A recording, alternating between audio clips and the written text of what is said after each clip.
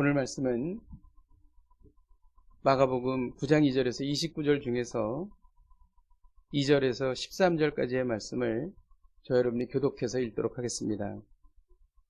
먼저 제가 2절을 읽겠습니다.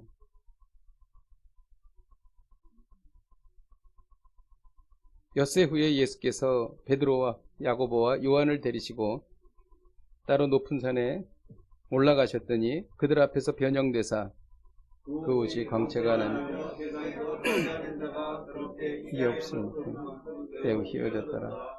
이에 엘리야가 모세와 함께 그들에게 나타나 예수와 더불어 말하거늘 베드로가 이렇게 고하여 랍비여 우리가 여기 있는 것이 좋사오니 우리가 초막셋을 줄 때 하나는 주를 위하여 하나는 모세를 위하여 하나는 엘리야를 위하여 하사이다 하니 이는 그들이 몹시 무서워하므로 그가 무슨 말을 할지 알지 못함이더라. 마치 구름이 와서 그러나되 이는 내 사랑하는 아들이니 너희는 그의 말을 들으라 하는지라. 문득 둘러보니 아무도 보이지 아니하고 오직 예수와 자기들 뿐이었더라. 그들이 산에서 내려올 때에 예수께서 경고하시되 인자가 죽은 자 가운데서 살아날 때 이는 본 것을 아무에게도 이르지 말라 하시니 그들이 이 말씀을 마음에 두며 서로 문의하되 죽은 자 가운데서 살아나는 것이 무엇일까 하고 어찌하여 서기관들이 엘리야가 먼저 와야 하리라 하나이까. 이르시되 엘리야가 과연 먼저 와서 모든 것을 회복하거니와 어찌 인자에 대하여 기록하기를 많은 고난을 받고 멸시를 당하리라 하였느냐. 그러나 내가 너희에게 이르노니 엘리야가 왔으되 기록된 바와 같이 사람들이 함부로 대우하였느니라 하시니라. 아멘. 이 시간 대한민국을 위해서 두 가지를 기도하겠습니다. 첫째는 코로나 바이러스를 통해서 인간의 나약함을 깨닫고 죄악을 깨닫고 회개하는 대한민국이 되게 하여 주옵소서.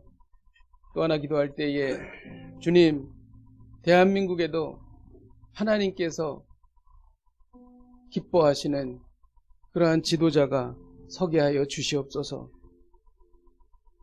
또한 이 나라와 이 민족의 창조 질서대로 그리고 성경적인 가치관으로 통치할 수 있는 그러한 나라가 서게 하여 주시옵소서. 우리가 찬 목소리로 기도하시겠습니다. 하나님 아버지, 주님 앞에 기도하며 나아갑니다. 하나님, 정말 코로나 바이러스를 통하여 우리가 얼마나 나약한 존재인가를 깨달았습니다. 우리가 얼마나 추악한 존재인가를 깨달았습니다. 하나님 아버지, 이 일로 인하여 정말 우리 온 국민이 회개하고 주님 앞에 자복하고 회개하게 하여 주옵소서. 하나님 아버지, 바른 지도자가 이 나라에 서기를 원합니다. 하나님 아버지, 그리하여 하나님의 창조 질서대로 하나님 아버지 나라를 통치할 수 있는 하나님 아버지 나라의 지도자를 주께서 세워주시기를 소망하오니 성령님, 우리를 불쌍히 여겨주시옵소서. 함께하여 주시고 하나님 아버지, 우리를 아버지 지켜주시기를 소망합니다. 하나님 아버지, 기도하는 백성이 되게 하여 주시옵소서. 기도하는 민족이 되게 하여 주시옵소서. 주님 앞에 나아가오니 성령님 역사하여 주시고 불쌍히 여겨 주시옵소서. 저희를 건져 주시옵소서. 함께하여 주시옵소서. 하나님, 저희를 긍휼히 여겨 주옵소서. 질병과 역병이 사라지고 하나님의 은혜가 충만한 땅이 되게 하여 주옵소서. 또 하나님께서 하나님 아버지 이 나라의 지도자를 세워주시옵소서. 하나님, 이 나라와 이 민족이 하나님 기도하는 민족이 되게 하여 주시옵소서. 하나님 아버지, 그리하여 이 나라와 이 민족이 하나님의 말씀을 사랑하고 하나님을 경외하는 민족이 되게 하여 주시옵소서. 예수님의 이름으로 기도하였습니다. 아멘. 예수님께서 갈릴리에 계셨을 때입니다. 제자들을 변화산에, 높은 산에 데리고 올라가셨죠. 그리고 예수님께서는 놀라운 모습으로 변화되셨습니다. 이는 예수님께서 하나님의 아들이시며 또한 메시아이심을 증거하는 거였습니다. 그리고 예수님은 산에서 내려오셨습니다. 그리고 벙어리이면서 귀신 들린 아이를 고쳐주셨죠. 이것이 오늘 말씀의 내용입니다. 예수님은 세 명의 제자를 가지고 높은 산에 오르셨습니다. 우리 2절과 3절 같이 한번 읽도록 하겠습니다. 시작. 엿새우의 색설과 올라가셨더니 그래서 변형되사 그곳이 광채가 나며 세상에서 팔린 자가 그렇게 희귀할 수 없을 만큼 매우 희어졌더라. 우리가 마가복음을 묵상하면서 마가는 끊임없이 마가복음의 내용, 예수님의 사역을 구약과 계속 연결하고 있습니다. 그 이유가 있는 것이죠. 오늘 말씀에 엿새 후에라는 말씀이 나옵니다. 이 엿새 후에는 베드로가 주는 그리스도시요 살아계신 하나님의 아들이시니다라고 고백하고 나서 엿새 후입니다. 그리고 엿새 후에 이제 놀라운 일이 일어난다는 것이죠. 출애굽기 24장 16절에 보면은 여호와의 영광이 시내산 위에 머무르고 구름이 엿새 동안 산을 가리더니 일곱째 날에 여호와께서 구름 가운데서 모세를 부르시니라 이렇게 기록합니다. 하나님께서 이스라엘 백성을 엿새 동안 기다리게 하셨습니다. 그리고 하나님께서 영광 중에 임재하신 것이죠. 베드로가 신앙 고백을 하고 나서 엿새 뒤에 하나님께서 영광스러운 모습으로 임재하는 것을 말하는 것이죠. 변화산에서 예수님께서 변형되신 것을 의미하는 것입니다. 이 엿새 후에라는 말과 함께 출애굽 때 일어났던 일과 오늘 변화산에서 일어났던 일이 너무나 많이 겹쳐집니다. 이것이 엿새 후에 하나님께서 나타나신 것, 그리고 그 외에도 두 사건 모두 산에 구름이 덮였다는 거예요. 시내산도 구름이 덮였고 변화산에도 구름이 덮였어요. 그리고 구름 속에서 하나님의 음성이 들렸어요. 시내산에서도 구름 속에서 하나님의 음성이 들렸고 변화산도 마찬가지였습니다. 두 사건 모두 3명만 동반하셨습니다. 시내산에서는 아론과 나답과 아비후를 데리고 올라갔죠. 그리고 변화산에서는 야고보와 요한과 베드로를 데리고 올라가셨습니다. 그리고 이 두 사건 모두 하나님의 임재를 경험한 사건이었고 하나님의 임재를 경험하고 나서 두 사건 모두 사람들은 두려움에 빠졌다는 것입니다. 그리고 두 사건 모두 외형의 변화가 일어났습니다. 모세도 얼굴이 변했죠. 얼마나 광채가 났는지 나중에 산에서 내려오고 나서 사람들이 너무 눈이 부셔서 얼굴에 수건을 덮어야 할 정도로 변화가 되었습니다. 예수님도 예수님의 옷이 정말 빨래하는 자가 희귀할 수 없을 정도로 아주 하얗게 빛을 발하고 있었습니다. 이런 유사성은 무엇을 말하는 것일까요? 왜 마가가 끊임없이 출애굽과 이것을 연결하고 있을까요? 예수님의 곧 있을 죽음과 부활 사건이 종말론적인 새 출애굽 사건의 과정임을 나타내는 것입니다. 애굽에서 자유가 없던 이스라엘 백성을 구원해냈듯이 죄로 인하여 고통당하는 너희들을 내가 십자가와 부활로 인해서 너를 구원해낼 것이다. 이 이야기를 끊임없이 하고 있는 것입니다. 예수님은 높은 산에서 영광스럽게 변화하셨습니다. 주석을 많이 찾아봤습니다. 과연 이 산이 어디일까? 근데 대체적으로 축약되는 게 한 2가지 산 정도를 얘기하는데 빌립보 가이사리아 근처에 있었던 헬몬 산입니다. 아주 높은 산이죠.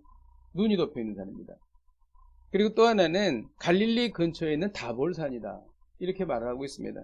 근데 사실 산이 어디인 거는 그렇게 중요하지 않습니다. 중요한 거는 무엇입니까? 예수님께서 높은 산에서 영광스럽게 변화하셨다는 것입니다. 우리는 신앙의 높은 경지에 오를 때 그 전에 알 수 없었던 것을 깨닫게 됩니다. 그리고 예수님의 영광스러운 실체를 경험하게 되죠.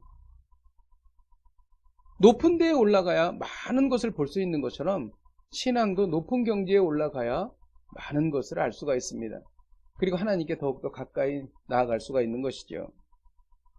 그래서 예수님께서는 높은 산에서 하나님의 영광을 보여주신 것입니다. 너희들도 신앙의 높은 경지까지 올라오라는 것입니다. 정말 그럴까요? 성경은 그렇게 말합니다. 에스겔서 34장 14절을 같이 한번 읽도록 하겠습니다. 에스겔 34장 14절입니다. 시작. 그 우리를 이스라엘의 높은 산에 들이니 그것들이 그곳에 있는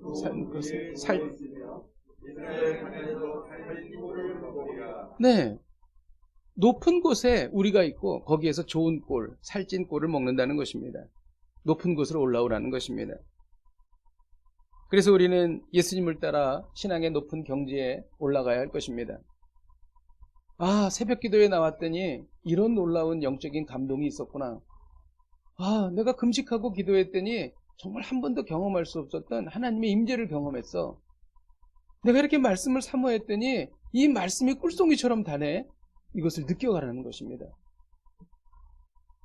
예수님은 변형되셔서 옷에서 광채가 났습니다. 세탁하는 자가 아무리 빨아도 그렇게 희귀할 수 없는데 그만큼 희어졌다고 성경은 기록합니다. 변화산 사건 수세기 전에 모세의 얼굴에도 광채가 났었어요. 그런데 결정적인 차이가 있었습니다. 모세는 빛을 받아서 반사한 거였고 예수님은 스스로 빛을 발하는 것이죠. 이건 완전히 질적으로 다른 것입니다. 예수님은 하나님의 지극한 영광을 스스로 만들어서 빛을 발하고 계셨습니다. 무엇을 말합니까? 예수님은 인간 모습을 한 그 자체, 하나님 영광 그 자체였다는 것입니다. 그래서 히브리서 1장 3절에는 이는 하나님의 영광의 광채시여 그 본체의 형상이다 라고 말하고 있습니다. 예수님이 광채가 나고 희게 변형된 것은 부활하신 예수님의 모습입니다. 여러분, 이 장면은 저와 여러분의 삶에 있어서 너무나 중요한 사건입니다. 예수님은 그 십자가 고난으로 죽으시고 그리고 3일 만에 부활하실 것을 미리 보여주신 거예요. 부활하신 주님의 모습을 보여주신 것입니다. 이 모습은 막달라 마리아가 부활하신 예수님을 보고 처음에 못 알아봤지만 나중에 알아봤던 것처럼 밝게 빛나는 그 주님의 모습을 이미 먼저 미리 보여주신 거예요. 어디서? 변화산에서. 이 사실은 너무나 엄청나게 우리에게 중요합니다. 저는 이 말씀을 준비하면서 너무 기뻤어요. 그리고 확신이 들었습니다. 그것은 뭐냐면 우리도 예수님처럼 부활한다는 것입니다. 정말 그럴까요? 빌립보서 3장 21절을 같이 한번 읽도록 하겠습니다. 시작. 그는 만물을 자기에게 복종하게 하실 수 있는 자의 역사로 우리의 낮은 몸을 자기의 영광의 몸의 형체와 같이 변하게 하시리라. 아멘. 변화산상에서 변하셨던 그 예수님의 영광스러운 모습이 우리가 이 죄 많은 이 땅, 험악한 이 땅을 다 살고 나서 주님 품에 안겨서 영원한 나라로 들어갈 때의 모습이 바로 그 모습이라는 것입니다. 그 모습을 미리 보여주신 거예요. 여러분, 우리의 마음속으로 그려지지 않습니까? 우리의 모습은 미래의 영광스러운 주님의 모습으로 변하게 된다는 것입니다. 할렐루야. 아멘. 이제 제자들은 자신들이 생명처럼 따르던 예수님이 십자가에 못 박히는 것을 보게 될 것입니다. 십자가에 처형되는 것을 그들은 보게 될 것이에요. 이들은 극심한 공포와 두려움에 빠집니다. 하나님은 제자들이 이 같은 어려움을 이길 힘과 위로와 격려를 주고 계시는 것입니다. 무엇을 통해서? 변화산에 변형된 주님의 모습을 통해서입니다. 그래서 변화산 사건이 일어난 거예요. 너희들은 앞으로 너희들이 감당할 수 없는 무서운 일을 당할 거야. 그리고 너희들은 극심한 공포에 시달릴 거야. 그리고 두려움에 빠질 거야. 사분오열될 거야. 도망갈 거야. 하지만 너희들이 이것을 이길 수 있는 힘을, 영성을, 능력을 내가 주겠다. 그래서 변화산에서 예수님이 변형된 것입니다. 우리는 어려운 일을 당할 때 누군가의 힘과 위로를 받을 때가 있어요. 격려받으면 굉장히 마음이 편안해져요. 그리고 따뜻해집니다. 힘들지만 이길 수 있을 것 같아요. 여러분, 사람에게 받는 격려와 위로도 이렇게 좋은데 하나님이 직접 우리에게 격려해 주시는 거예요. 주님께서 변화산에서 변형되심으로 인하여 하나님의 영광을 보여주신 것입니다. 변화산 사건은 예수님이 메시아이시다, 예수님이 하나님의 아들이시다라는 것만을 보여준 것이 아니라 이 어려운 십자가 고난을 이길 수 있는 힘을, 능력을 보여주신 것입니다. 그러므로 변화산 사건은 십자가 고난을 이겨낼 힘을 얻는 공동의 예배라는 것입니다. 할렐루야. 여러분, 이것은 너무나 중요합니다. 우리가 어려움을 당할 때에 어디에서 힘을 얻을까요? 예배에서 힘을 얻는 것입니다.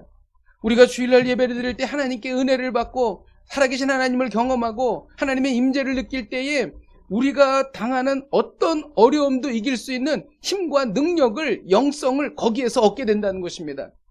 이것은 내가 만들어내는 것이 아니에요.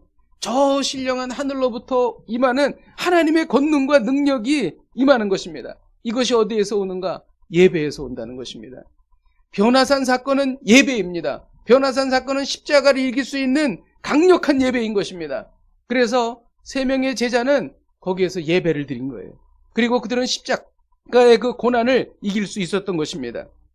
오늘의 메시지가 무엇입니까? 예배를 통해 험난한 세상을 이겨낼 힘을 얻으라는 것입니다. 저는 이것이 우리에게 힘인 줄로 믿습니다. 우리의 일상에는 실패와 좌절과 낙심과 그리고 절망이 가득합니다. 그런데 어느 순간 예배의 자리에서 그것이 눈 녹듯이 사라지는 거예요. 그리고 가슴이 뜨거워지기 시작합니다. 나로부터 시작된 것이 아닌데 뭔가 그것을 감당할 수 있는 아주 강력한 힘이 내 안에 있다는 것을 깨닫게 됩니다. 예배로부터 그것이 오는 것입니다. 왜냐하면 예배에는 하나님이 임재하시기 때문이에요. 인간의 능력이 아니라 하나님의 권능이 임하는 것입니다. 저는 이 권능을 경험하시기를 주님의 이름으로 축복드립니다. 이때 비로소 우리는 이 영광의 힘으로 세상을 비추고 세상을 이기는 것입니다.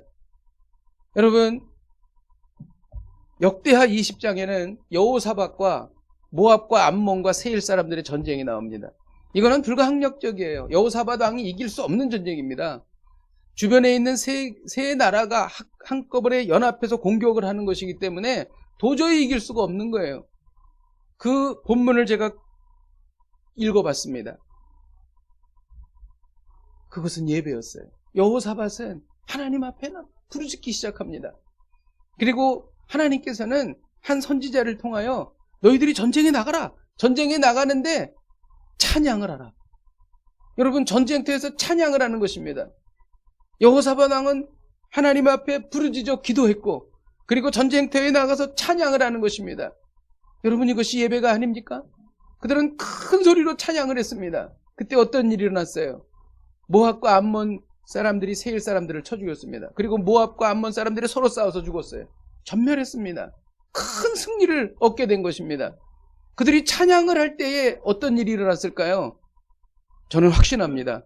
마음속에 두려움이 사라졌을 거라고 확신합니다. 그들이 여호사밧이 기도했을 때, 부르짖어 기도했을 때 어떤 일이 일어났을까요? 하나님의 임재를 경험했으리라고 저는 믿습니다. 그래서 그들은 그렇게 사람들이 보기에는 무모할 일을 그들은 했던 거예요. 그리고 그들은 큰 승리를 거두었던 것입니다. 여러분, 이것이 예배입니다. 예배를 통하여 우리는 힘을 얻는 거예요. 그리고 두려움을 이길 수 있는 것입니다. 그리고 절망을 극복할 수가 있는 것입니다. 스데반의 순교를 한번 보세요. 스데반이 순교할 때 사람들이 귀를 막고 달려들으면서 돌을 던지면서 스데반을 죽였습니다. 그때 스데반이 본 것이 무엇이었어요? 하늘을 우러러 하늘이 열리고 하나님 아버지께서 계신 것을, 그는 예수 그리스도께서 계신 것을 본 것입니다. 무엇입니까? 예배입니다. 하나님을 경배하고 하나님을 바라볼 때에 그 어떤 어려움과 무서움과 두려움을 이길 수 있는 힘을 스데반은 얻었다는 거예요. 그래서 그는 돌에 맞아 죽은 사람이 아니라 편안하게 잠든 사람의 모습으로 하나님 품에 안긴 것입니다. 무엇입니까? 예배입니다. 여러분, 그래서 예배가 살아야 하는 거예요. 교회가 예배가 살아야 하는 것입니다. 예배가 살아야 우리의 신앙이 살아나는 거예요. 예배가 살아야 가정이 살고 예배가 살아야 나라가 사는 것입니다. 예수님은 엘리야와 모세와 더불어 말씀을 나누셨습니다. 엘리야는 누구예요? 엘리야는 선지자를 대표합니다. 바알 선지자 450명과 아세라 선지자 400명과 싸워서 이긴 사람이에요. 선지자의 대표, 그러면 엘리야입니다. 그리고 엘리야의 특징이 있어요. 엘리야는 죽음을 보지 않고 하나님께 안겼습니다. 하늘로 올라갔어요. 예수님께서 죽음을 이기시고 부활하신 것처럼 엘리야도 그렇게 했다는 것입니다. 모세는 누굽니까?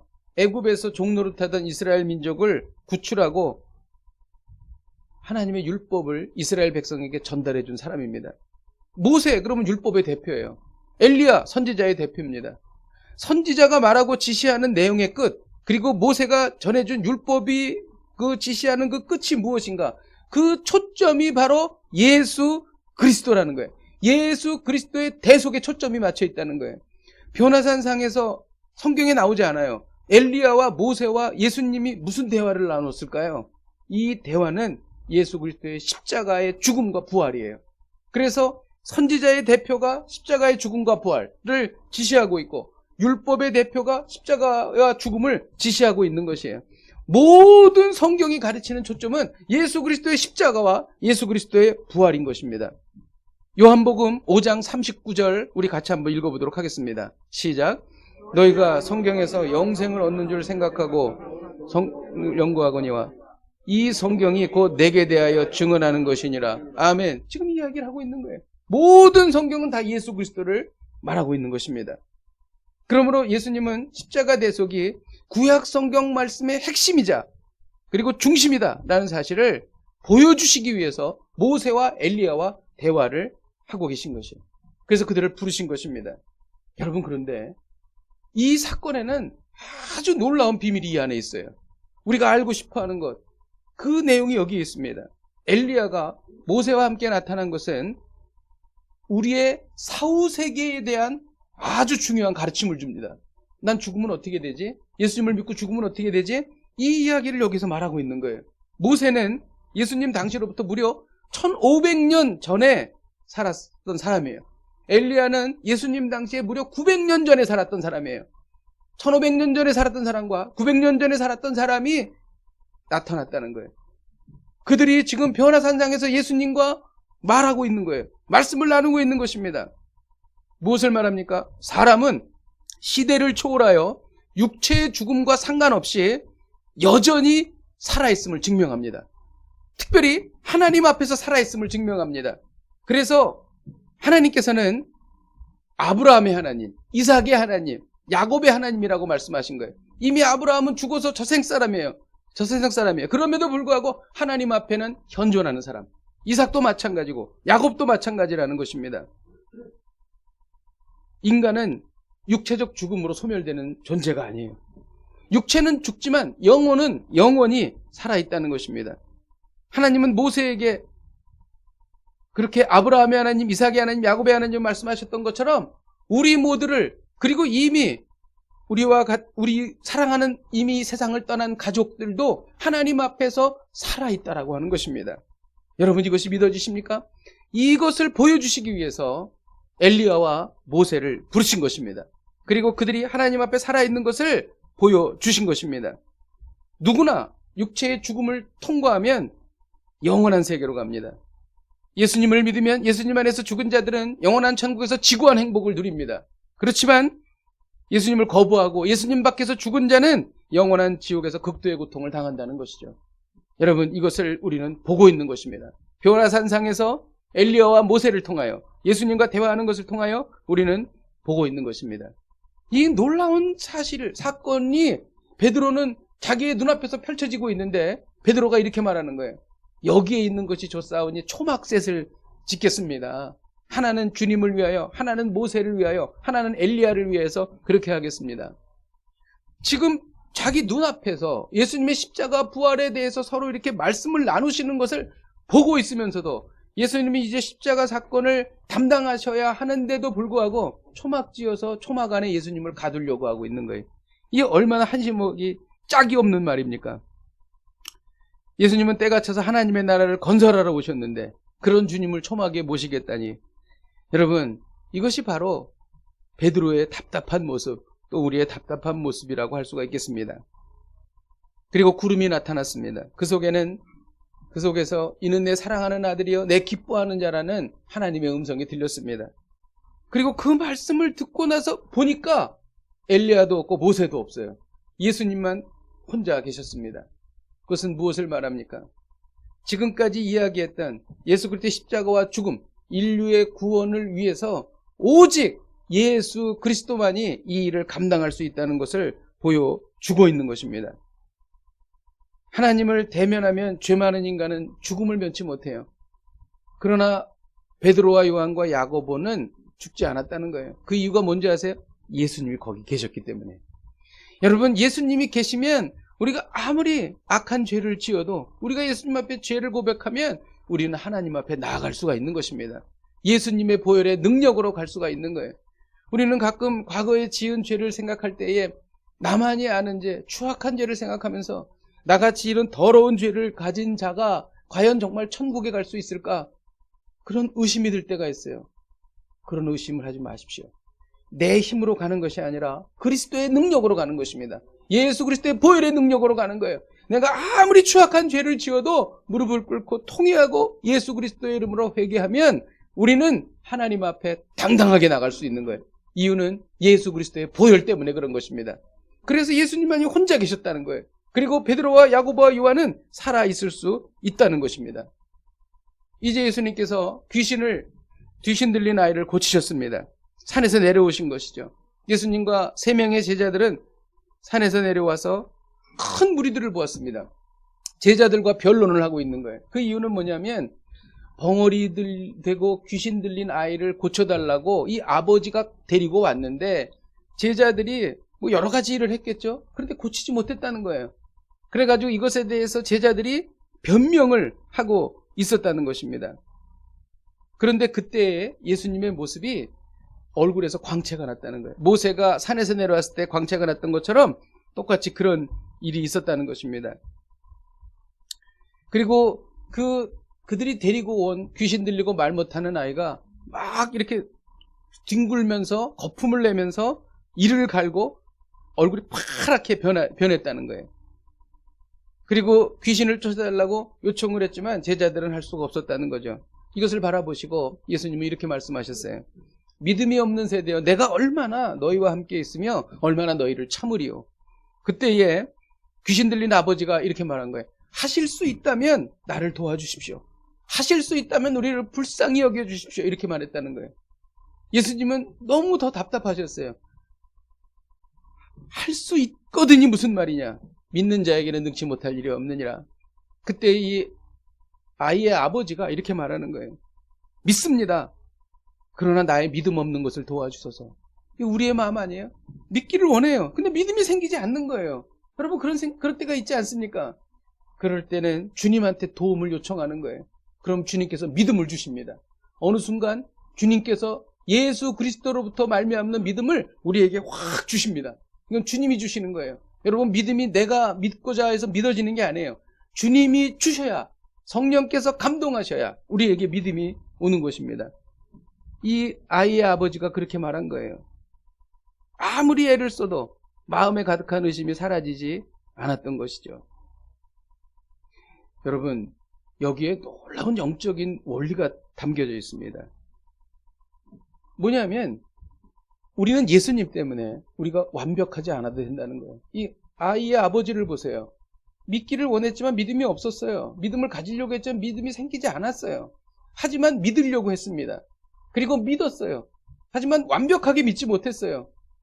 할 수만 있다면이라는 생각을 했다는 거죠. 그런데 그 조그만 믿음이라도 상관없다는 거예요. 그 믿음이 결국은 이 아이를 고치게 되었다는 것입니다.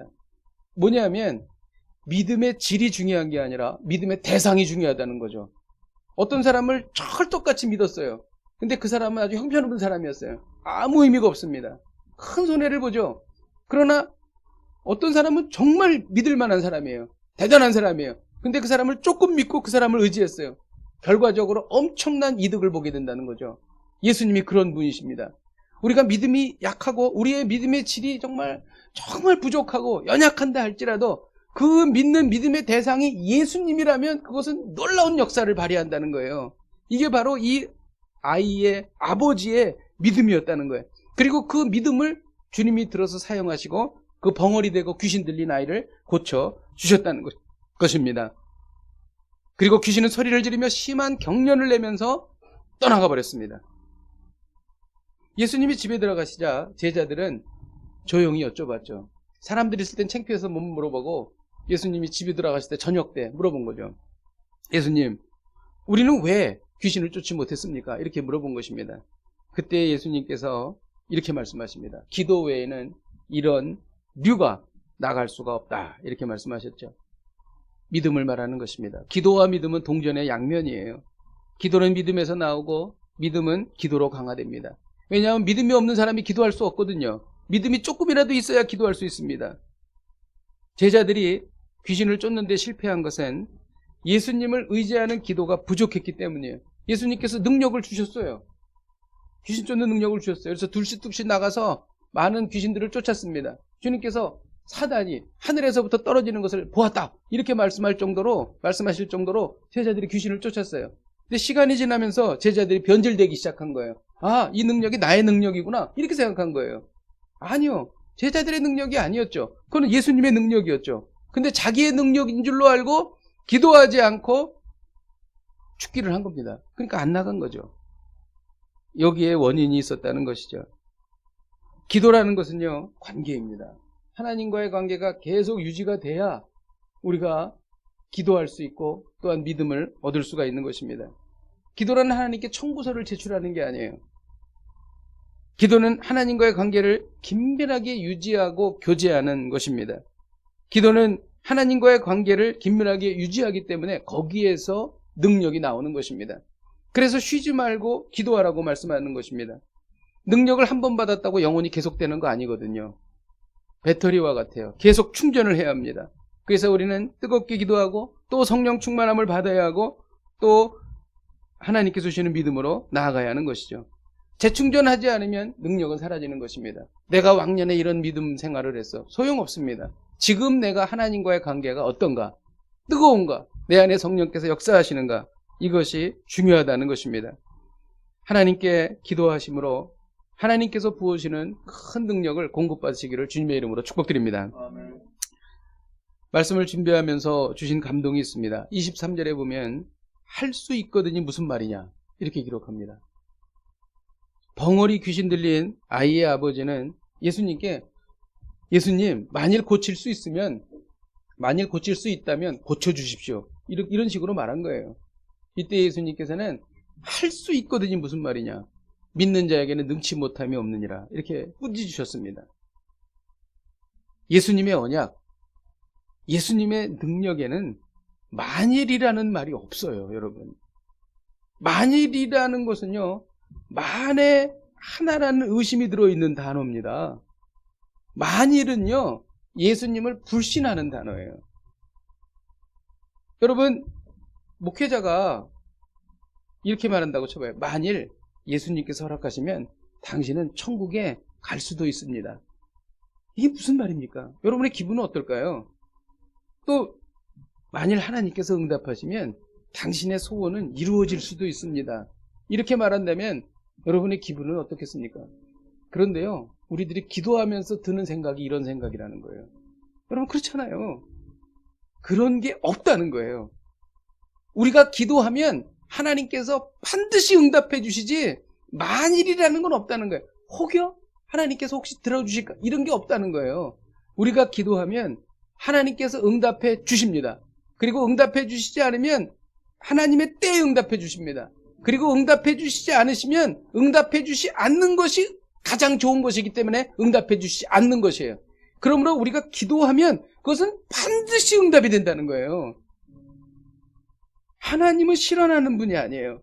우리의 믿음은 어쩌다가 운이 좋아서 뭐 이루어지고 이런 게 아니라는 거예요. 반드시 되는 것입니다. 하나님의 약속은 반드시 성취되는 거예요. 하나님께서 허락하신 구원은 반드시 우리에게 온 거예요. 확실한 것입니다. 이것은 변하지 않는 거예요. 하나님께서 우리를 반드시 부활시키십니다.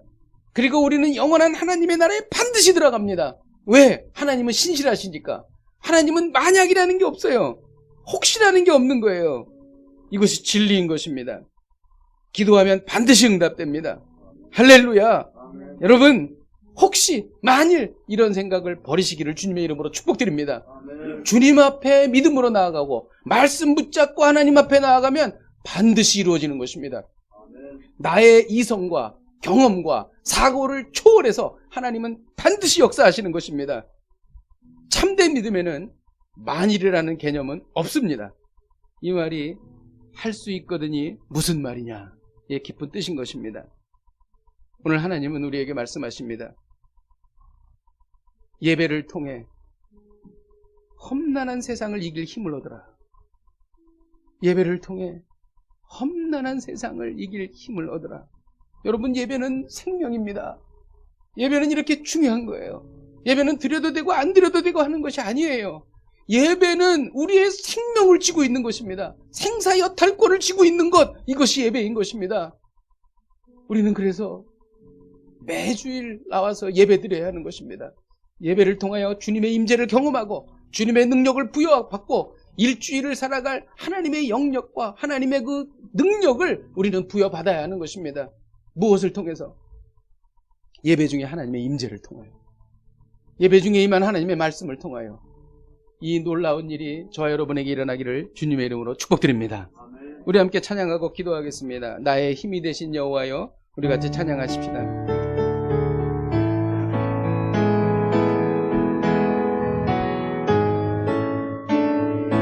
나의 힘이 되신 여호와여, 내가 주님을 사랑합니다. 주는 나의 반석이시며 나의 요새시라.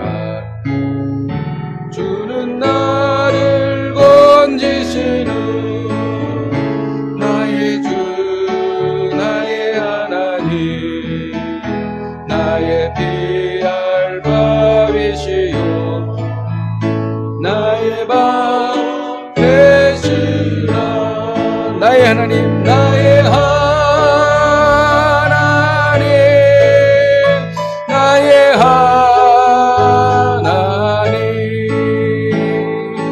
구원의 뿌리시요 나의 산소, 나의 하나님, 나의 하나님, 나의 그는 나의 여호와, 그는 나의 여호와, 나의 구세주. 우리 시간 합심으로 기도하겠습니다. 세 명의 제자는 변화산에서 예수님의 영광을 보고 십자가를 이길 힘을 얻었습니다. 우리도 종말과 심판의 때에 이 참혹한 세상을 이길 힘을 얻기를 원합니다. 주님, 세상을 이길 힘을 주시옵소서. 변화산과 같이 하나님의 영광이 임하는 예배를 드리게 하여 주시고 세상을 힘을 얻게 하여 주시옵소서. 우리 함께 통성으로 기도하시겠습니다. 하나님 아버지, 주님 앞에 기도합니다. 하나님, 우리 앞에 놓인 아버지 일들이 너무나 아버지 산적돼 있고 하나님 아버지 너무나 어렵고 우리를 하나님 아버지 숨막히게 합니다. 그러나 우리가 예배를 통하여 우리가 하나님의 임재를 경험하고 예배를 통하여 하나님의 권능을 아버지 안에 우리가 부여받을 때에 하나님 아버지 이것을 이길 수 있는 힘을 우리가 얻는 줄로 믿습니다. 우리에게 힘을 주시옵소서. 우리에게 능력을 허락하여 주시옵소서. 하나님의 권능을 허락하여 주시고 하나님의 지혜를 허락하여 주셔서 이 험난한 세상을 이길 수 있는 힘을 하나님 아버지 예배로부터 공급받게 하여 주시옵소서. 주님 앞에 기도하며 나아가오니 성령님 역사하여 주시고 함께하여 주시옵소서. 우리가 이어서 기도할 때에 참된 믿음에는 만일이라는 개념이 없습니다. 기도하면서도 만일이라는 마음을 품었던 것을 용서하여 주옵소서. 하나님의 약속과 하나님의 말씀은 반드시 이루어짐을 믿습니다. 우리의 믿음 없는 것을 도와주옵소서. 참된 믿음으로 참된 평안을 얻게 하여 주시옵소서. 우리 함께 통성으로 기도하시겠습니다. 하나님 아버지, 주님 앞에 기도하며 나아갑니다. 하나님 아버지, 참된 믿음에는 혹시 만일이라는 개념이 없습니다. 하나님 아버지, 우리의 마음 가운데 의심이 들었다면 용서하여 주시고 하나님 아버지, 우리 가운데 하나님 아버지 하나님의 말씀에 놀라운 능력이 우리 가운데 임하게 하여 주시옵소서.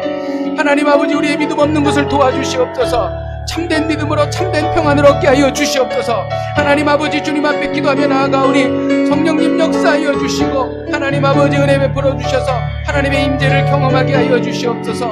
하나님 아버지, 주여 아버지 하나님, 이 믿음으로 말미암아 확신을 얻게 하여 주시고 능력 있는 삶을 살 수 있도록 하나님 아버지 인도하여 주시기를 간절히 바라옵고 소망하오니 성령님 역사하여 주시옵소서. 함께하여 주시옵소서. 하나님, 예배를 통하여 하나님의 임재를 경험하고 예배를 통하여 하나님의 능력을 부여받아 하나님 아버지 험난한 세상에서 이길 수 있는 힘을 우리에게 허락하여 주시옵소서. 하나님, 주님의 임재를 갈망합니다. 하나님 아버지, 우리가 일상을 살면서도 하나님의 임재를 경험할 수만 있다면 하나님, 우리는 소망이 있으며 우리는 힘을 얻을 수 있습니다. 하나님 아버지, 주님의 능력과 권능이 우리 가운데 임하게 하여 주시옵소서. 예배자가 되기를 원합니다. 주일날 예배드리는 것만뿐만이 아니라 우리가 일상 속에서도 예배자가 되기를 원합니다. 일상 중에 주님을 찬양하고 주님을 만나고 주님을 갈망하며 주님께 기도하며 주님을 경배하는 일상 중에 예배자가 되게 하여 주옵소서. 그리하여 하나님의 권능이 임하는 일상이 되게 하여 주시옵소서. 예수님의 이름으로 기도하였습니다. 아멘.